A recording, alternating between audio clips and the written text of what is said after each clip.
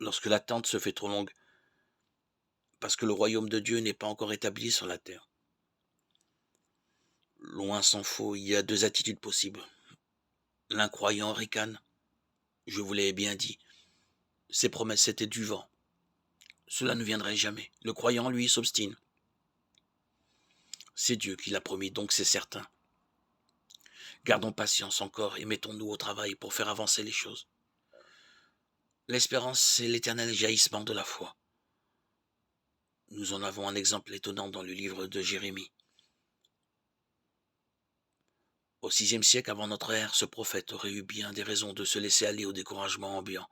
À vue humaine, le peuple exilé à Babylone n'avait aucune chance de revenir au pays. Le temple détruit, la ville sainte saccagée ne serait jamais redressée. Quant à la monarchie, elle était morte à tout jamais, et avec elle, la promesse jadis faite à David de voir monter sur le trône de Jérusalem le Sauveur du monde. Voilà ce que le bon sens répétait à tous les coins de rue. Oui, mais la vue humaine n'est pas la vue de Dieu, et l'Esprit Saint a soufflé à Jérémie les mots d'une espérance obstinée. Voici venir des jours. Et il annonçait la repousse d'un germe sur l'arbre dynastique de la monarchie.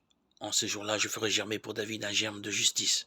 Jérémie 33, 15. Quelques siècles plus tard, dans des heures tout aussi sombres, l'Esprit Saint a soufflé à un lointain fils spirituel de Jérémie l'audace de répéter la même promesse. Voici venir des jours. Cette nouvelle prédication a été ajoutée au livre de Jérémie. Mais comme elle ne figure pas dans la traduction grecque rédigée à partir du IIIe siècle, on en déduit qu'elle n'avait pas été prononcée par le prophète lui-même.